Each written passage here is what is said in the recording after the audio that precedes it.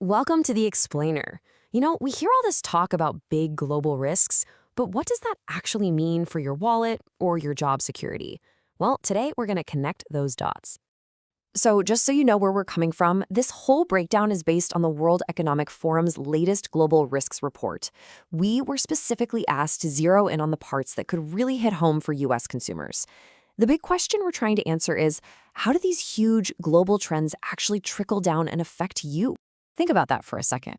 What if the biggest threats to your career, to your savings, what if they aren't coming from Washington? What if they're being shaped by this massive global power struggle?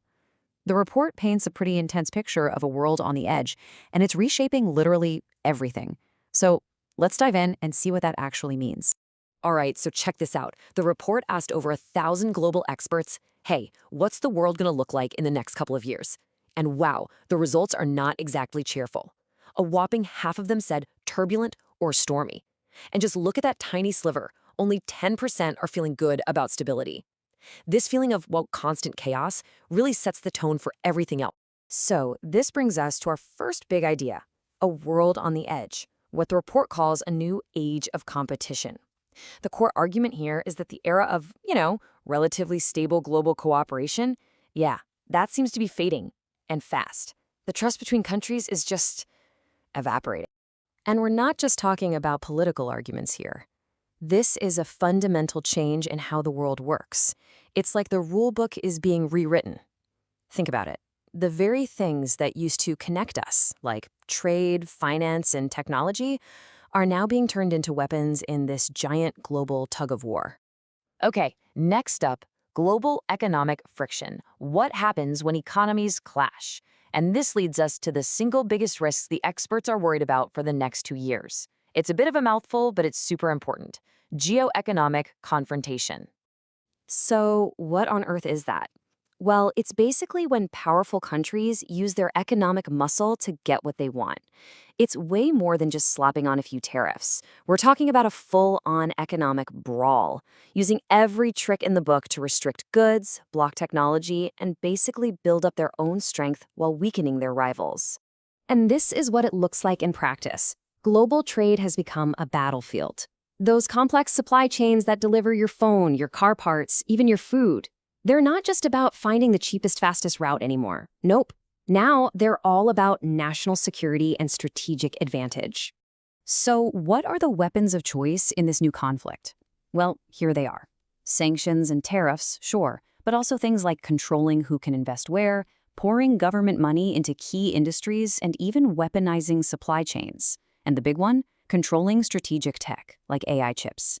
Every single one of these actions sends out shockwaves that, believe me, eventually reach all of us. Which brings us to the big question, right? The impact on your wallet. How do global tensions lead to local prices? This is where it all stops being theoretical and starts getting very, very real. Yeah, how does a power struggle happening thousands of miles away end up changing your grocery bill? It all starts with a specific risk the report points to for the US economy. The very real threat of rising prices.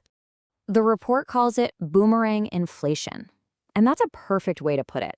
When you throw out these economic weapons like tariffs, they have a funny way of coming right back at you. We put up trade barriers, and suddenly the stuff we import gets more expensive. And guess who pays for that? We do. The cost of living just keeps creeping up. But here's the thing, this economic pressure doesn't hit everyone the same way. Not at all. It squeezes lower and middle-income families the most, making that gap between the wealthy and everyone else even wider. The report has a term for this too, societal polarization. It's basically driving a wedge right through society, because some people can handle rising costs, and a whole lot of others simply can't. Okay, let's switch gears a bit and talk about technology's promise and peril.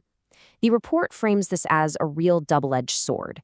It could be our greatest asset, or one of our biggest dangers. I mean, just look at AI. On one side, you have this incredible promise of massive productivity boosts, amazing new innovations, and economic growth. But on the other side of that coin, you've got the very real peril of huge disruptions to the job market, deepening inequality, and, of course, misinformation. And just how big a threat are we talking about? How about this number? 50%. The report points to estimates that AI could wipe out up to half of all U.S. entry-level white-collar jobs in the next 5 years. That is just staggering. They even use the term white-collar rust belt, where jobs we always thought were safe could face massive disruption. So yeah, this isn't some far-off sci-fi problem. This is a real near-term challenge for millions of American workers in our knowledge and service hubs. It's the kind of thing that could totally reshape our cities and our entire economy. And it's not just about jobs. Your personal data is also on the line. The risks from technology go beyond just AI. There's another huge leap coming, quantum computing. And it's creating a whole new category of threat to, well, our entire digital world. The report warns about this really sinister strategy called harvest now, decrypt later. Basically, hackers are stealing huge troves of our encrypted data right now, not because they can read it, but because they're just going to sit on it, waiting, until the day a quantum computer is powerful enough to crack it all wide open. Okay, so after all that economic conflict, tech disruption, all these risks feeding into each other, what does this actually mean for you? Let's try to navigate the turbulence. When you boil it all down, it comes to three key things. First, your cost of living is now directly tied to global politics. Second, the nature of your job, or the career you're planning for, is changing at lightning speed.